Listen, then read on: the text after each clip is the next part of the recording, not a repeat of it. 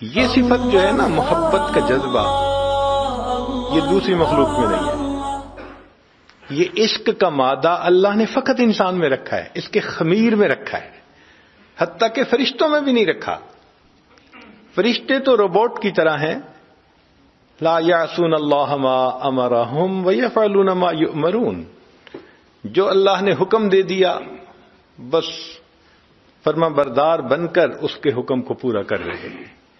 لیکن محبت کا یہ ولولہ، محبت کا جذبہ، محبت کا درد، محبت کا سوز، یہ فقط انسان کو اللہ نے عطا فرمایا۔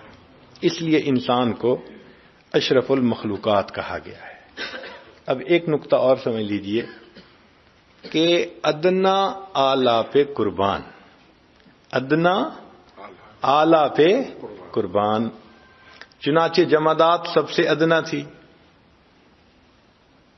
اور نباتات اس سے اعلیٰ تھی، لہذا جمادات کو ہم نے قربان کیا نباتات کی خاطر۔ اسی لیے زمین کے اوپر اتنے گہرے ہل چلاتے ہیں، زمین کا سینہ چیر دیتے ہیں، کوئی نہیں کہتا ظلم ہو رہا ہے۔ کیوں؟ کہ ادنا اعلیٰ پہ قربان۔ اب جمادات قربان ہوئی نباتات کی خاطر، پھر نباتات کو اللہ نے بنایا حیوانات کے لیے۔ اتنی خوبصورت فصل ہوتی ہے، ہم اس کو کاٹ کے اور جانوروں کے آگے چارہ بنا کے ڈال دیتے ہیں، کوئی نہیں کہہ سکتا کہ یہ ظلم ہے۔ ادنا اعلیٰ پہ قربان، مقصد ہی یہی۔ جمادات نباتات پہ قربان، نباتات حیوانات پہ قربان، اور حیوانات انسان پہ قربان۔ سبحان اللہ، سبحان اللہ۔ اب دیکھیں، بکری کا گوشت انسان کے لیے، مرغی کا گوشت انسان کے لیے، کوئی نہیں کہہ سکتا ظلم ہے۔ کیوں؟ ادنا اعلیٰ پہ قربان۔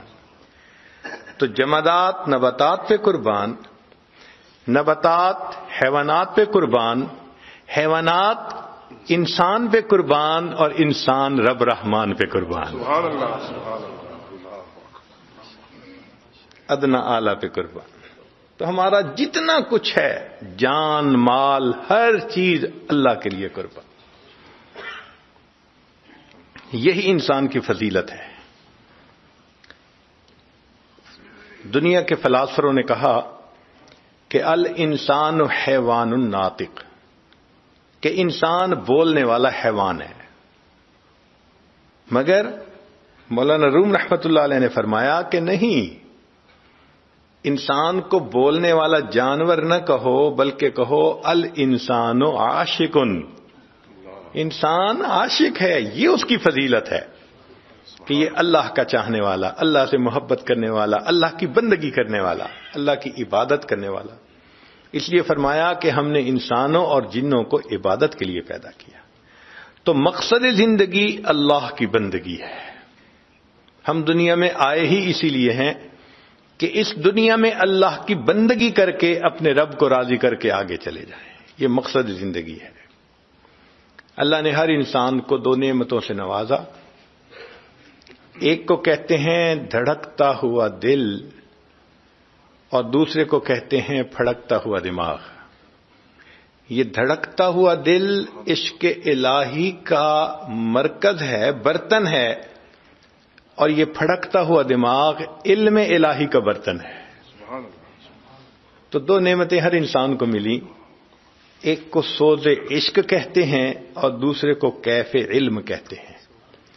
سوز عشق بھی عطا کیا اور کیف علم بھی عطا کیا۔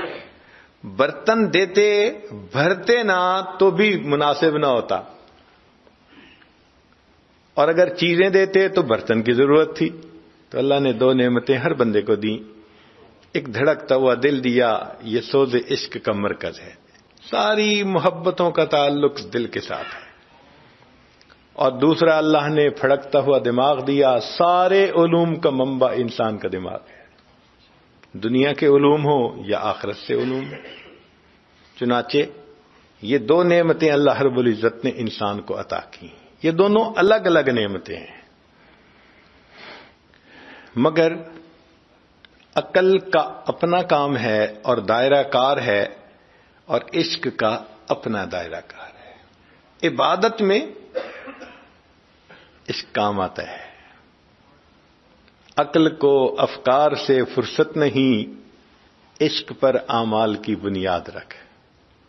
عقل عیار ہے 100 بھیس بنا لیتی ہے، عشق بیچارہ نہ ملا ہے نہ واعظ نہ خطیب. عجیب بات ہے کہ انسان کے جسم کے ہر عضو کا اپنا کام ہے.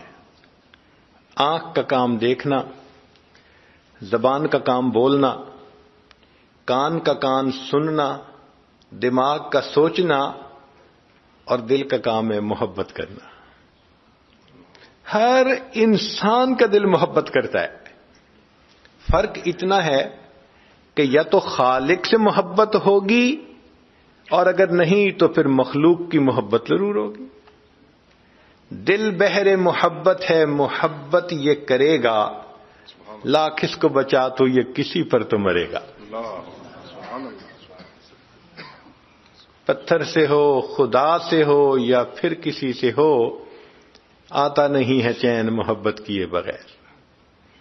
دنیا کے ہر انسان کو اس محبت سے واسطہ پڑتا ہے، مگر فرق ہوتا ہے شریعت کے مطابق ہے تو یہ اللہ کی محبت کہلائے گی. ماں باپ سے محبت، میاں بیوی کی محبت، اولاد کی محبت، استاد شاگرد کی محبت، تمام محبتیں جو شریعت کے دائرے میں ہیں وہ اللہ کی محبت کہلائیں گی. اور جو دائرہ شریعت سے ہٹ کے نفس کی وجہ سے، شیطانیت کی وجہ سے، ان کو مخلوق کی محبت کہیں گے. خالق کی محبت میں نور ہے، مخلوق کی محبت میں ظلمت ہے. اس کی مثال یوں سمجھ لیجیے کہ ایک برتن کے اندر دودھ ہے.